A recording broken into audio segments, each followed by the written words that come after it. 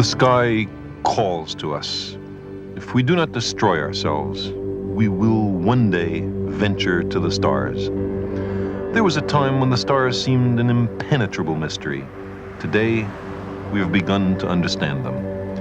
In our personal lives also, we journey from ignorance to knowledge. Our individual growth reflects the advancement of the species. The exploration of the cosmos is a voyage of self-discovery.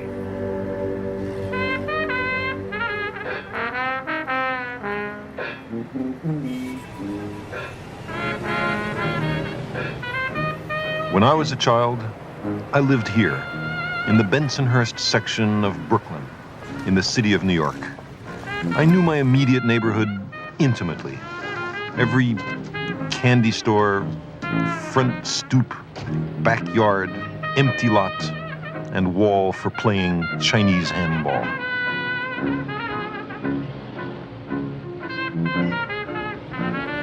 It was my whole world.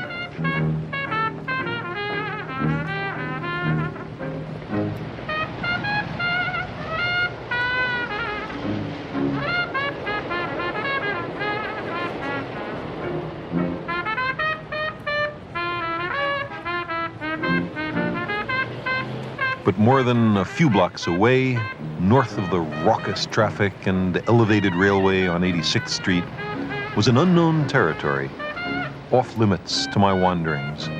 It could have been Mars for all I knew.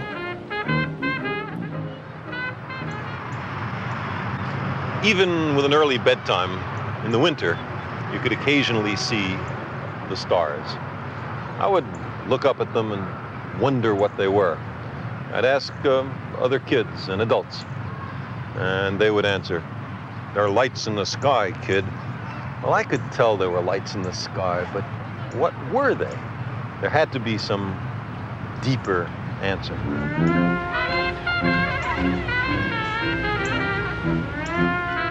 I remember I was issued my first library card. I think it was some library over there on 85th Street. Anyway, it was in alien territory.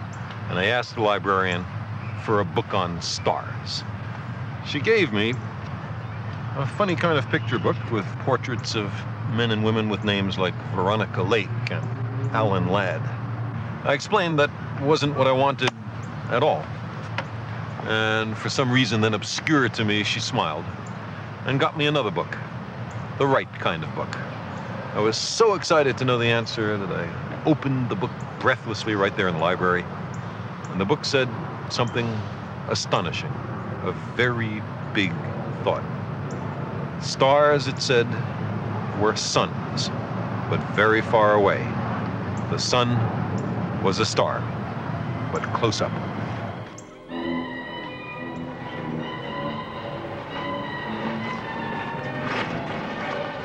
How, I wondered, could anybody know such things for sure? How did they figure it out? Where did they even begin?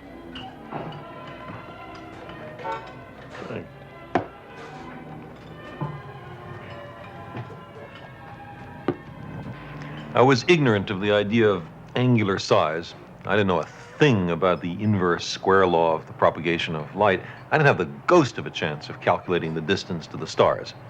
But I could tell that if the stars were suns, they had to be awfully far away, further away than 86th Street, further away than Manhattan, further away probably than New Jersey. The universe had become much grander than I had ever guessed. And then I read another astonishing fact. The Earth, which includes Brooklyn, was a planet. It went around the sun. There were other planets. They also went around the sun, some closer to the sun, some further from the sun.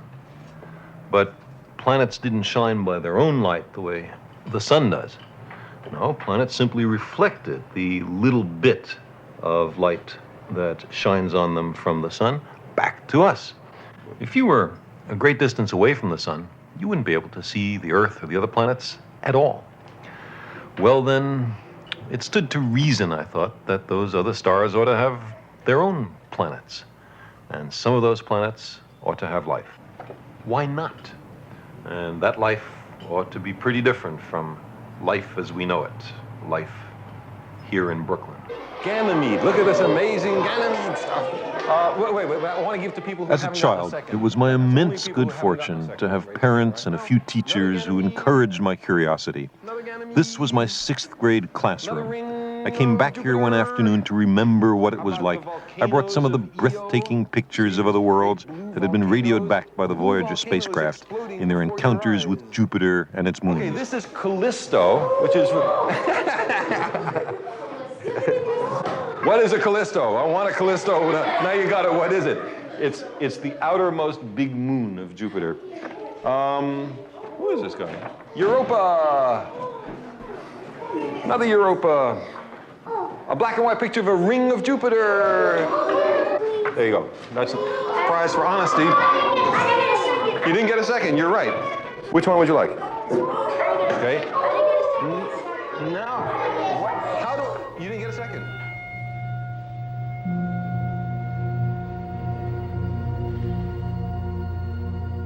Every one of us begins life with an open mind, a driving curiosity, a sense of wonder. I thought it might be fun if we now had some questions. Why is the Earth round? Why isn't it square or any other shape? That's a good question. I like that question. It's a question I've asked myself. And the answer has to do with gravity. The Earth has a strong gravity. If you were to make a mountain very high, higher than Everest, you know, it's the biggest mountain on the Earth, it would be crushed by its own weight. You see, gravity pulls everything towards the center. So any really big bump on the Earth is crushed. But if you had a small object, a tiny world, the gravity is very low, and then it can be very different from a sphere. I think I have here a world that isn't a sphere. Here. Look at this one. See? It's lumpy. It's a lumpy world. Looks like a potato, right? There's a large potato orbiting the planet Mars. This is one of the moons of Mars. And that's a perfect example of it. You can have big departures from a sphere if your gravity is low. Now, a question in the front. Okay. Is the sun considered part of the Milky Way galaxy? Sure. You're considered part of the Milky Way galaxy. Everything except other galaxies is part of the Milky Way galaxy. The sun is one star. There's a few 100 billion stars in the Milky Way. And around each star, maybe, it's a whole bunch of planets. And on one of those planets is life. And one of the life forms on that planet is you. So you're a part of the Milky Way galaxy, too.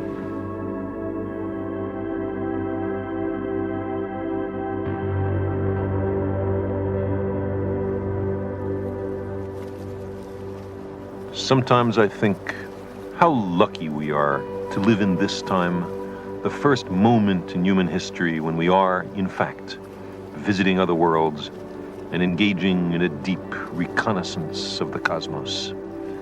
But if we had been born in a much earlier age, no matter how great our dedication, we could not have understood what the stars and planets are. Chestnuts?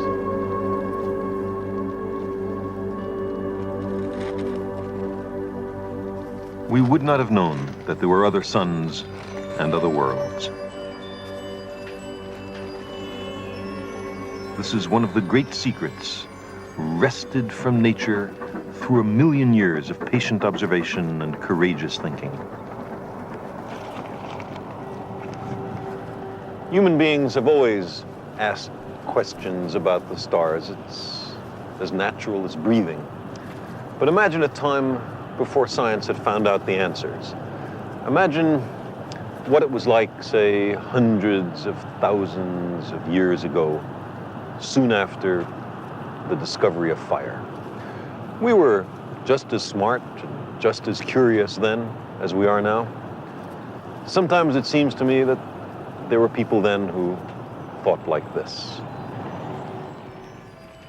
We are wandering hunter folk. Fire keeps us warm.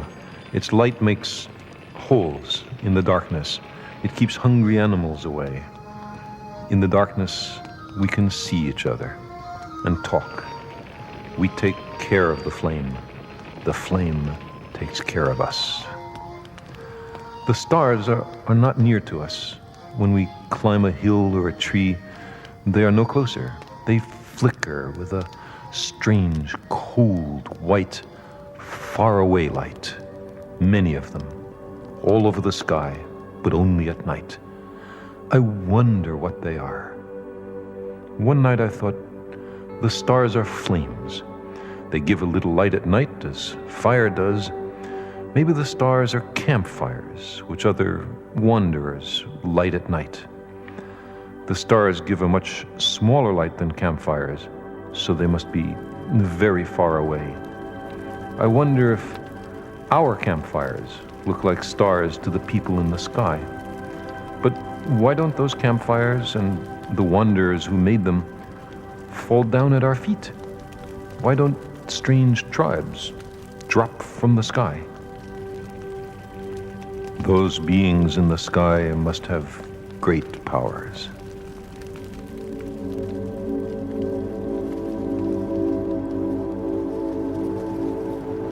I don't suppose that every hunter-gatherer had such thoughts about the stars, but we know from contemporary hunter-gatherer communities that very imaginative ideas arise.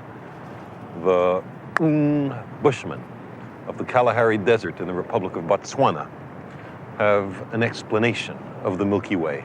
At their latitude, it's often overhead. They call it the backbone of night.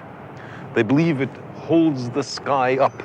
They believe that if not for the Milky Way, pieces of sky would come crashing down at our feet.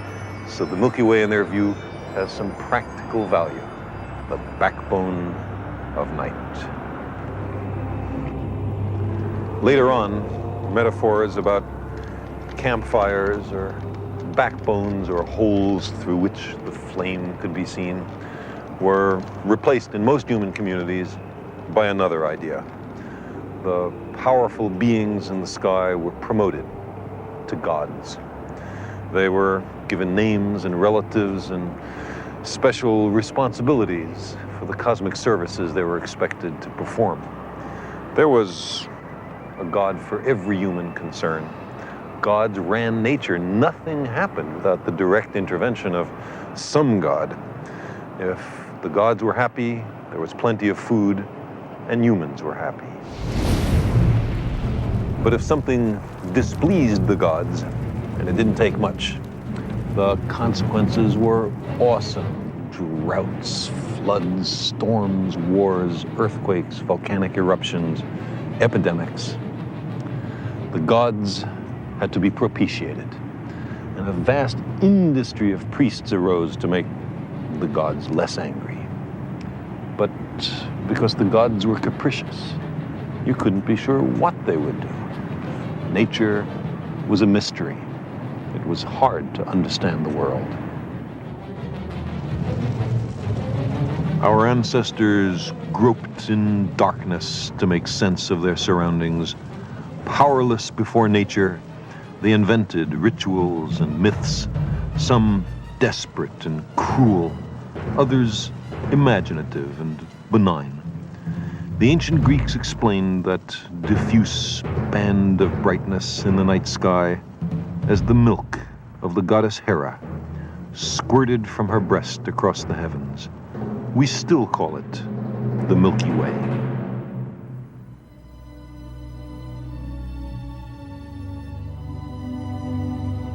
In gratitude for the many gifts of the gods, our ancestors created works of surpassing beauty.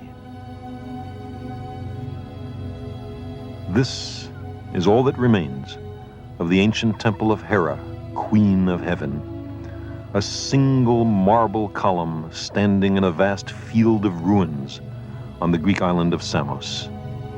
It was one of the wonders of the world, built by people with an extraordinary eye for clarity and symmetry.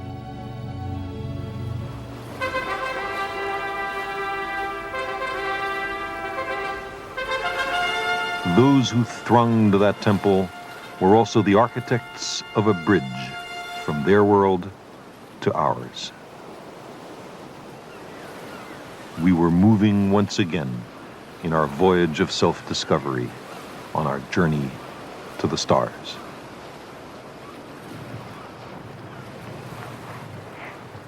Here, 25 centuries ago, on the island of Samos and in the other Greek colonies which had grown up in the busy Aegean Sea, there was a glorious awakening.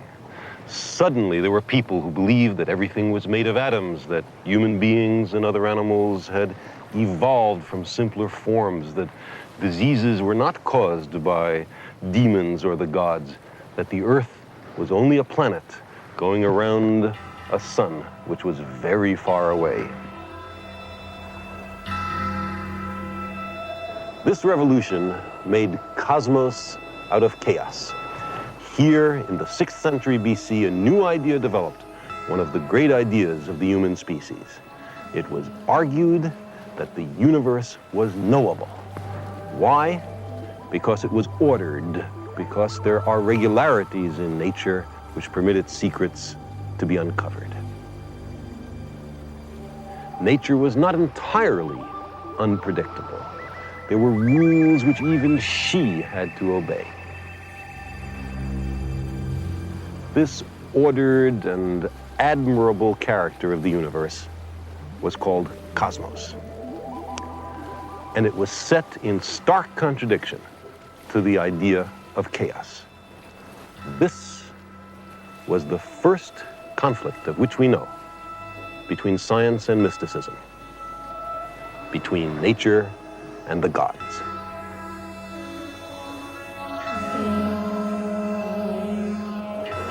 But why here?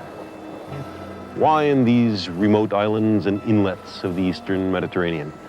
Why not in the great cities of India or Egypt, Babylon, China, Mesoamerica? Because they were all at the center of old empires. They were set in their ways, hostile to new ideas. But here in Ionia were a multitude of newly colonized islands and city-states. Isolation, even if incomplete, promotes diversity. No single concentration of power could enforce conformity. Free inquiry became possible. They were beyond the frontiers of the empires. The merchants and tourists and sailors of Africa, Asia, and Europe met in the harbors of Ionia to exchange goods and stories and ideas. There was a vigorous and heady interaction of many traditions, prejudices, languages, and gods.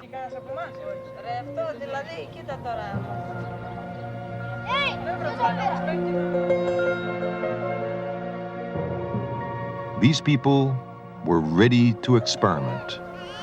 Once you are open to questioning rituals and time-honored practices, you find that one question leads to another.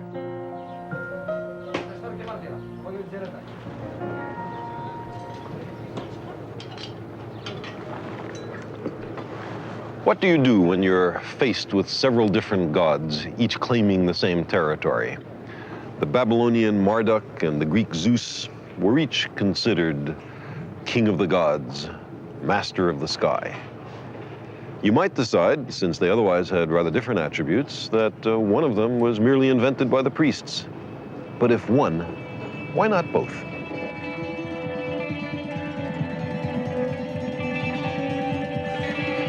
And so it was here that the great idea arose, the realization that there might be a way to know the world without the God hypothesis, that there might be principles, forces, laws of nature, through which the world might be understood without attributing the fall of every sparrow to the direct intervention of Zeus.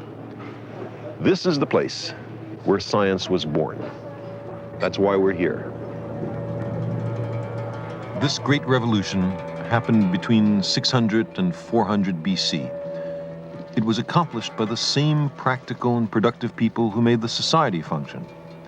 Political power was in the hands of the merchants, who promoted the technology on which their prosperity depended. The earliest pioneers of science were merchants and artisans and their children.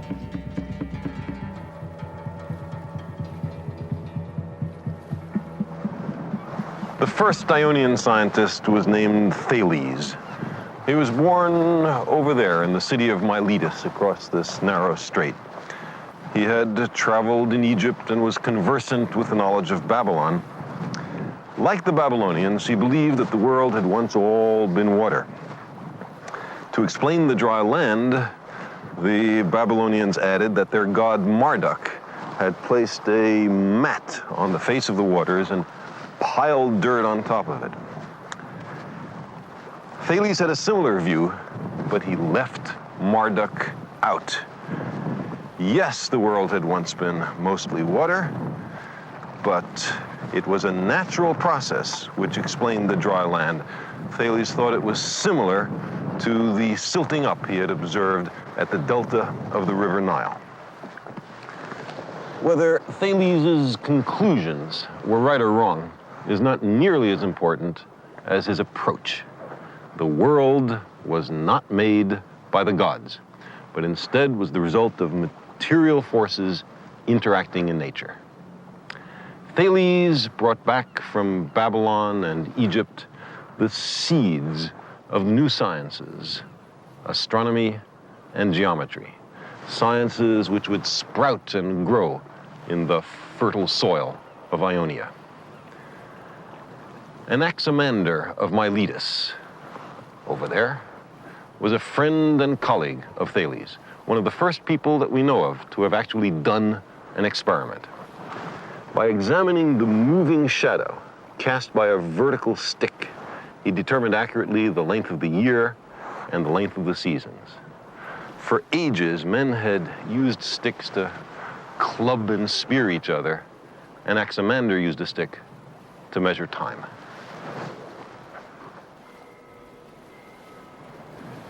In 540 BC, or thereabouts, on this island of Samos, there came to power a tyrant named Polycrates. He seems to have started as a caterer and then went on to international piracy. His loot was unloaded on this very breakwater.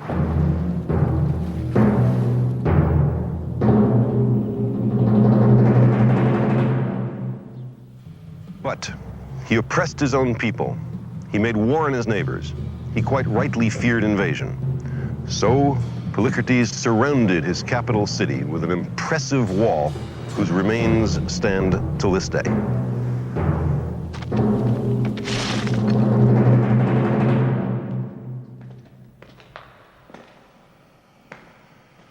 To carry water from a distant spring through the fortifications, he ordered this great tunnel built.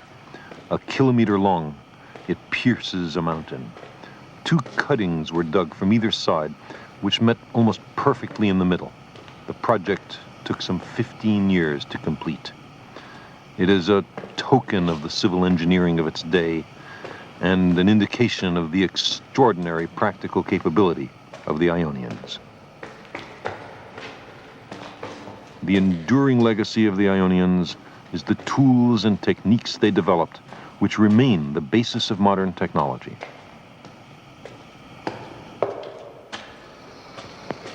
This was the time of Theodorus, the master engineer of the age, a man who is credited with the invention of the key, the ruler, the carpenter's square, the level, the lathe, bronze casting.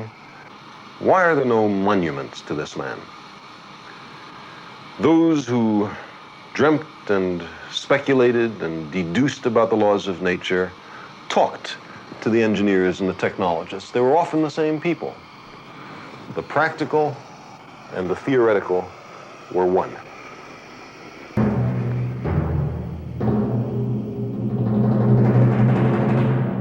This new hybrid of abstract thought and everyday experience blossomed into science.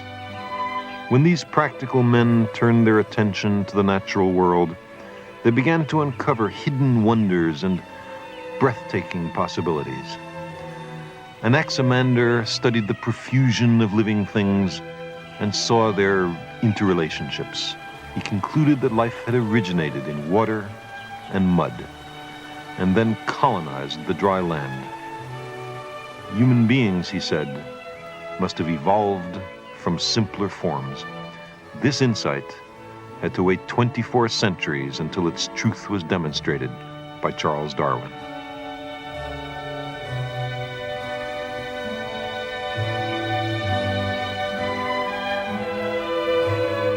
Nothing was excluded from the investigations of these first scientists. Even the air became the subject of close examination by a Greek from Sicily named Empedocles. He made an astonishing discovery with a household implement that people had used for centuries. This is the so-called water thief. It's a brazen sphere with a neck and a hole at the top, and a set of little holes at the bottom. It was used as a kitchen ladle. You fill it by immersing it in water. If, after it's been in there a little bit, you pull it out with the neck uncovered, then the water trickles out the little holes, making a small shower. Instead, if you pull it out with the neck covered, the water is retained.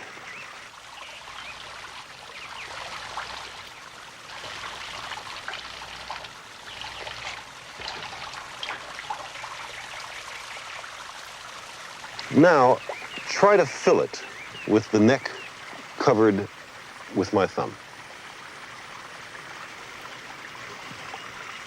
Nothing happens. Why not? There's something in the way. Some material is blocking the access of the water into the sphere. I can't see any such material. What could it be? Empedocles identified it as air. What else could it be? A thing you can't see can exert pressure, can frustrate my wish to fill this vessel with water if I were dumb enough to leave my thumb on the neck. Empedocles had discovered the invisible. Air, he thought, must be matter in a form so finely divided that it couldn't be seen.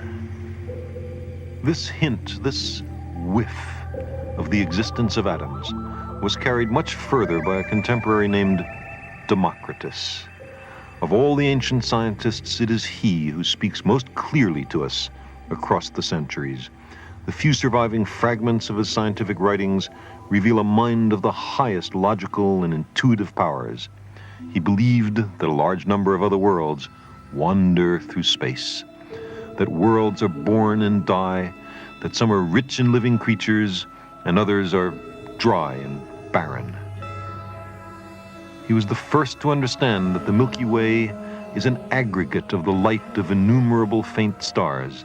Beyond campfires in the sky, beyond the milk of Hera, beyond the backbone of night, the mind of Democritus soared.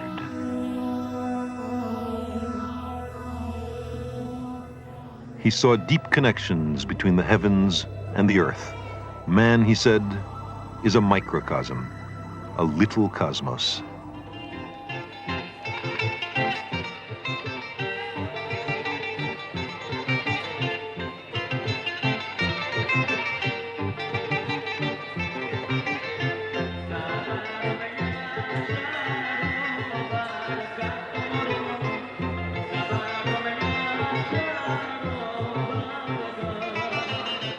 Democritus came from the Ionian town of Abdera on the northern Aegean shore.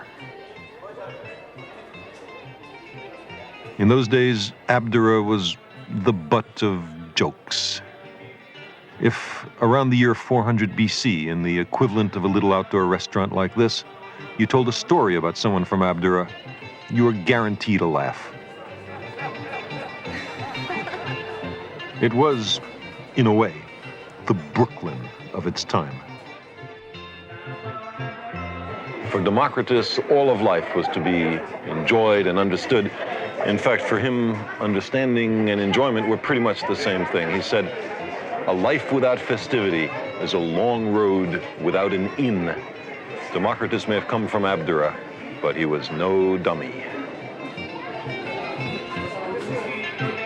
Democritus understood that the complex forms, changes, and motions of the material world all derive from the interaction of very simple moving parts. He called these parts atoms.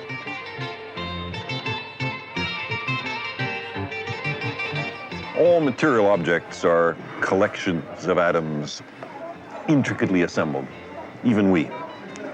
When I cut this apple, the knife must be passing through empty spaces between the atoms, Democritus argued.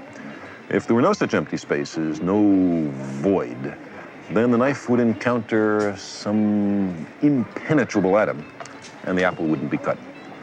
Let's compare the cross-sections of the two pieces. Are the exposed areas exactly equal? No, said Democritus. The curvature of the apple forces this slice to be slightly shorter than the rest of the apple. If they were equally tall, then we'd have a cylinder and not an apple. No matter how sharp the knife, these two pieces have unequal cross-sections. But why? Because on the scale of the very small, matter exhibits some irreducible roughness. And this fine scale of roughness, Democritus of Abdera identified with the world of the atoms. His arguments are not those we use today, but they're elegant and subtle and derived from everyday experience. And his conclusions were fundamentally right.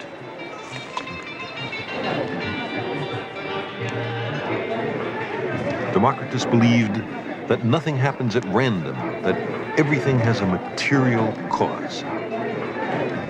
He said, I would rather understand one cause than be king of Persia. He believed that poverty in a democracy was far better than wealth in a tyranny. He believed that the prevailing religions of his time were evil, and that neither souls nor immortal gods existed. There is no evidence that Democritus was persecuted for his beliefs. But then again, he came from Abdera. However, in his time, the brief tradition of tolerance for unconventional views was beginning to erode. For instance, the prevailing belief was that the moon and the sun were gods. Another contemporary Of Democritus, named Anaxagoras, taught that the moon was a place made of ordinary matter and that the sun was a red-hot stone far away in the sky. For this, Anaxagoras was condemned, convicted, and imprisoned for impiety, a religious crime. People began to be persecuted for their ideas. A portrait of Democritus is now on the Greek 100 drachma note. But his ideas were suppressed and his influence on history made minor. The mystics were beginning to win.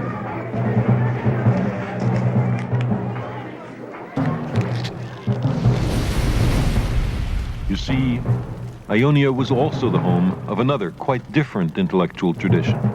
Its founder was Pythagoras, who lived here on Samos in the 6th century BC. According to local legend, this cave was once his abode. Maybe that was once his living room.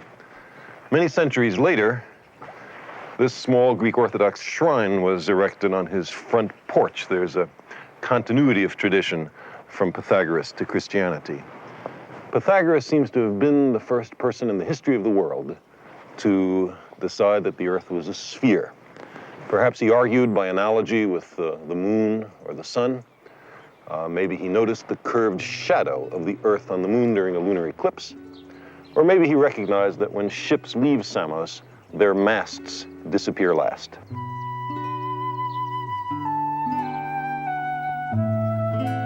Pythagoras believed that a mathematical harmony underlies all of nature. The modern tradition of mathematical argument, essential in all of science, owes much to him. And the notion that the heavenly bodies move to a kind of music of the spheres, was also derived from Pythagoras. It was he who first used the word cosmos to mean a well-ordered and harmonious universe, a world amenable to human understanding.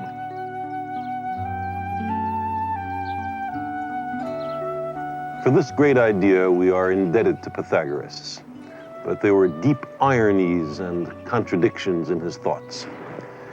Many of the Ionians believed that the underlying harmony and unity of the universe was accessible through observation and experiment, the method which dominates science today. However, Pythagoras had a very different method. He believed that the laws of nature could be deduced by pure thought. He and his followers were not basically experimentalists. They were mathematicians, and they were thoroughgoing mystics. They were fascinated by these 5 regular solids, bodies whose faces are all polygons, triangles or squares or pentagons. There can be an infinite number of polygons, but only 5 regular solids. 4 of the solids were associated with earth, fire, air, and water. The cube, for example, represented earth. These 4 elements, they thought, make up terrestrial matter. So the 5th solid, they mystically associated with the cosmos. Perhaps it was the substance of the heavens. This 5th solid was called the dodecahedron. Its faces are pentagons, 12 of them. Knowledge of the dodecahedron was considered too dangerous for the public. Ordinary people were to be kept ignorant of the dodecahedron. In love with whole numbers, the Pythagoreans believed that all things could be derived from them, certainly all other numbers. So a crisis in doctrine occurred when they discovered that the square root of 2 was irrational. That is, square root of 2 could not be represented as the ratio of 2 whole numbers, no matter how big they were. Irrational originally meant only that you can't express a number as a ratio. But for the Pythagoreans, it came to mean something else, something threatening, a hint that their worldview might not make sense, the other meaning of irrational. Instead of wanting everyone to share and know of their discoveries, the Pythagoreans suppressed the square root of 2 and the dodecahedron. The outside world was not to know.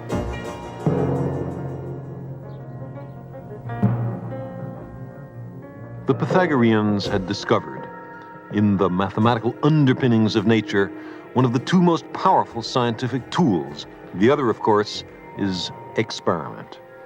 But instead of using their insight to advance the collective voyage of human discovery, they made of it little more than the hocus pocus of a mystery cult. Science and mathematics were to be removed from the hands of the merchants and the artisans. This tendency found its most effective advocate in a follower of Pythagoras named Plato. He preferred the perfection of these mathematical abstractions to the imperfections of everyday life. He believed that ideas were far more real than the natural world. He advised the astronomers not to waste their time observing the stars and planets. It was better, he believed, just to think about them. Plato expressed hostility to observation and experiment. He taught contempt for the real world and disdain for the practical application of scientific knowledge. Plato's followers succeeded in extinguishing the light of science and experiment that had been kindled by Democritus and the other Ionians. Plato's unease with the world as revealed by our senses was to dominate and stifle Western philosophy. Even as late as 1600, Johannes Kepler was still struggling to interpret the structure of the cosmos in terms of Pythagorean solids and Platonic perfection. Ironically, it was Kepler who helped reestablish the old Ionian method of testing ideas against observations. But why had science lost its way in the first place? What appeal could these teachings of Pythagoras and Plato have had for their contemporaries? They provided, I believe, an intellectually respectable justification for a corrupt social order. The mercantile tradition, which had led to Ionian science, also led to a slave economy. You could get richer if you owned a lot of slaves. Athens, in the time of Plato and Aristotle, had a vast slave population. All of that brave Athenian talk about democracy applied only to a privileged few. Plato and Aristotle were comfortable in a slave society. They offered justifications for oppression. They served tyrants. They taught the alienation of the body from the mind, a natural enough idea, I suppose, in a slave society. They separated thought from matter. They divorced the earth from the heavens, divisions which were to dominate Western thinking for more than 20 centuries. The Pythagoreans had won.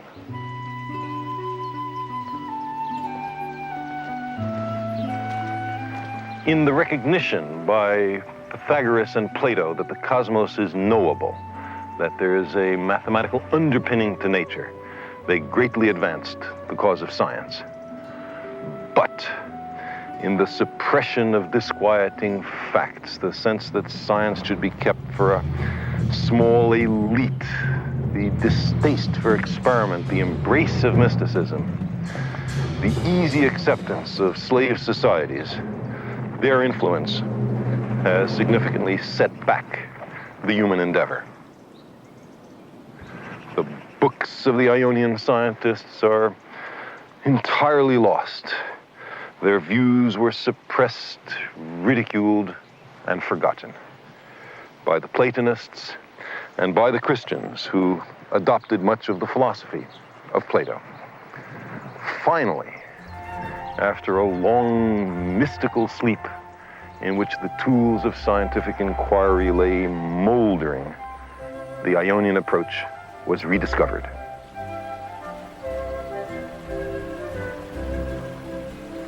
The Western world reawakened. Experiment and open inquiry slowly became respectable once again. Forgotten books and fragments were read once more. Leonardo and Copernicus and Columbus were inspired by the Ionian tradition.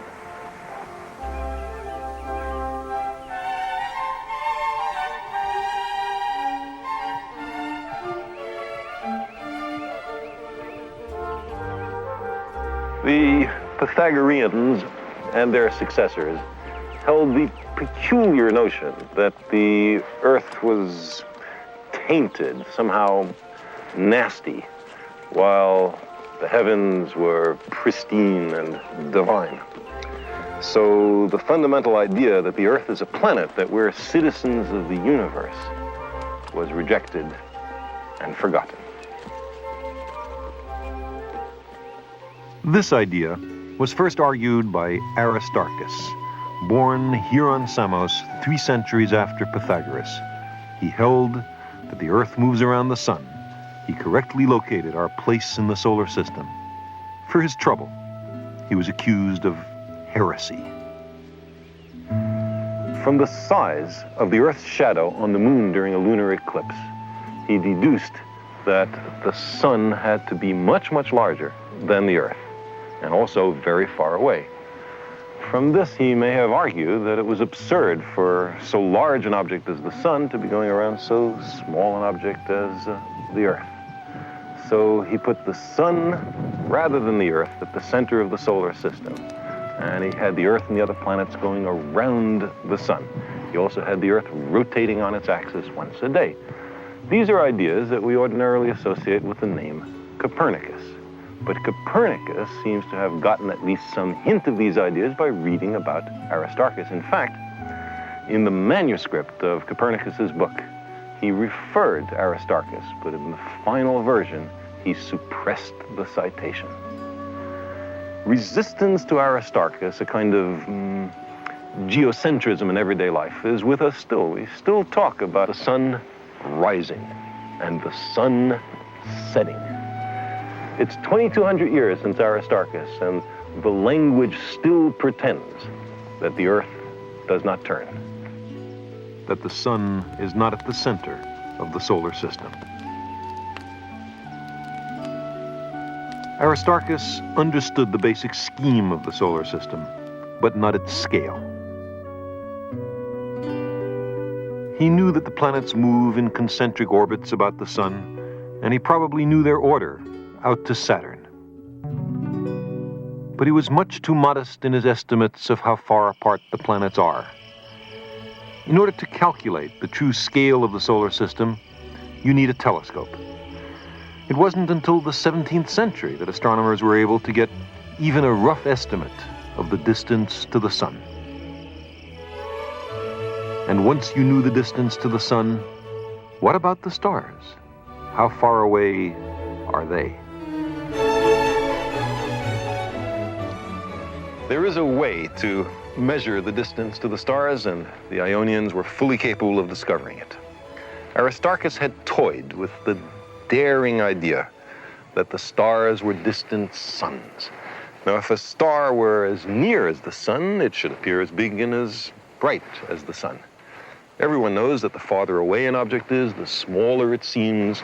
This inverse proportionality between apparent size and distance is the basis of perspective in art and photography. So the further away we are from the sun, the smaller and dimmer it appears.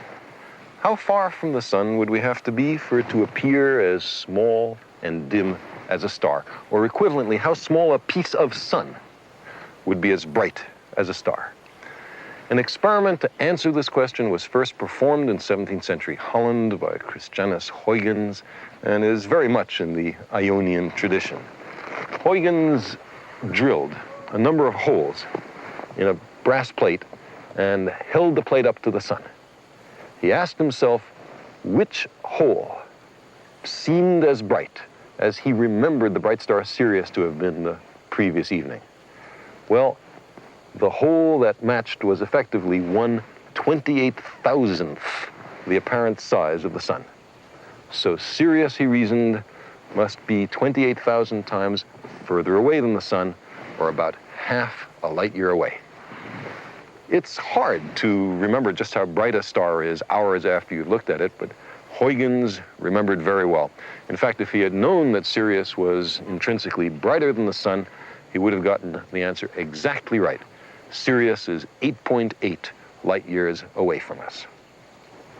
Between Aristarchus and Huygens, people had answered that question which had so excited me as a young boy growing up in Brooklyn, the question, what are the stars?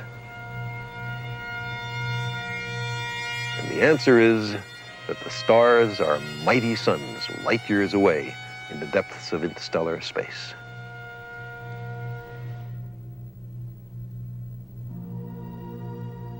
And around those suns, are there other planets? And on those other worlds, are there beings who wonder as we do? Here is a light bulb, which is supposed to represent a nearby star. And next to it, and very hard to see because of the bright light, is a planet. Now we'll need a volunteer who would like to come up with these. Ordinarily, you would have a hard time seeing the planet because it's so close that the star washes out the planet. But if we were able to put something in front of the star to make an artificial eclipse, then we might be able to see the planet. So I'm going to stand over here. Imagine that I'm a telescope somewhere near the Earth. And Tab, if you'd slowly move the disk across. Good. A little faster would be nice. Good. Now you're just beginning to cover over the star. I really can't see the planet at all. Keep going. Good. Now right there, I can't see the star at all, and I see the planet lit by the light of the star. Now that is a method for looking for planets around nearby stars. And that method uses a spacecraft to hold the disk and scan the sky for another telescope to see if there are any planets. So, Tab, you have successfully accomplished your mission to look for planets around other stars. Thank you for being our interplanetary spacecraft. So, this is one way, and there are spaceships that will be able to do this in the next 10 years or so. And there's another way. This has already been tried from the Earth. Imagine that there's a nearby star that you can see, it's bright, and it has a dark companion, a planet, shining only by reflected light near it, so dim you can't see it. But imagine that this planet and its star are going around each other, like that. You can see the star, you can't see the planet. So now I'm going to need 2 volunteers. One, you two. Because, just to save some time, because now, I need one of you to turn the star and the planet, and another person to pull the star and planet along. And what you will see is that the star you can make out will be moving in a funny, wiggly pattern, which will be the clue, the evidence for the existence of the dark planet. Okay, let's have a spin. Good, and a pull. And you see this funny motion that the star makes because of the planet. Thank you very much. So that's another way of finding out the existence of a planet that you couldn't see directly. Well, both of these methods are being used. And by the time that you people are as old as I am, we should know for all the nearest stars whether they have planets going around them or not. We might know dozens or even hundreds of other planetary systems and see if they're like our own or very different or no other planets going around other stars at all. That will happen in your lifetime. And it'll be the first time in the history of the world that anybody found out really if there are planets around the other stars. Now, the nearby stars, the ones you can see with the naked eye, those are all in what's called the solar neighborhood. That's really what astronomers call it, the neighborhood. But it's a very tiny place in the Milky Way galaxy. The Milky Way is that band of light that you see across the sky on a clear night. I can't tell if there are any more clear nights in Brooklyn, but you must have seen the Milky Way, right? See a faint band of light at night? Well, that's just 100 billion stars, all seen together, edge on, as in this picture. If you could get out of the Milky Way galaxy and look down on it, it would look like that picture. And if we did look down on the Milky Way galaxy, where would the sun and nearby stars be? Would it be in the center where things look important or at least well lit? No. We would be way out here in the suburbs, in the countryside of the galaxy. We're not in any important place. All the stars you could see would be in a little place like that. And the Milky Way would be this band of light, 100 billion stars all together. The fact that we live in the outskirts of the galaxy was discovered long time ago, towards the end of the First World War, by a man named Harlow Shapley, who was mapping the position of these clusters of stars. See, every one of these is a bunch of maybe 10,000 stars all together. It's called a globular cluster. And you can see that they are centered around the middle, the center of the galaxy. People used to think that the sun was at the center of the galaxy, something important about our position. It turns out to be wrong. We live in the outskirts. The globular clusters are centered around the marvelous middle of the Milky Way galaxy. And then it turned out that this isn't the only galaxy. We live in this one, but there are many others. And as this picture reminds us, there are many different kinds of galaxies, of which ours might be just this one. There are, in fact, 100 billion other galaxies, each of which contains something like 100 billion stars. Think of how many stars and planets and kinds of life there may be in this vast and awesome universe. As long as there have been humans, We have searched for our place in the cosmos. Where are we? Who are we? We find that we live on an insignificant planet of a humdrum star, lost in a galaxy tucked away in some forgotten corner of a universe in which there are far more galaxies than people. We make our world significant by the courage of our questions and by the depth of our answers. We embarked on our journey to the stars with a question first framed in the childhood of our species, and in each generation asked anew with undiminished wonder, what are the stars?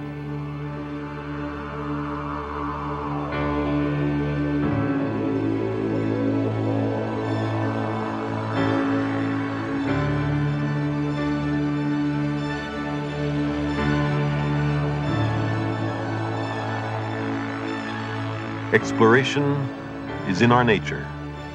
We began as wanderers, and we are wanderers still.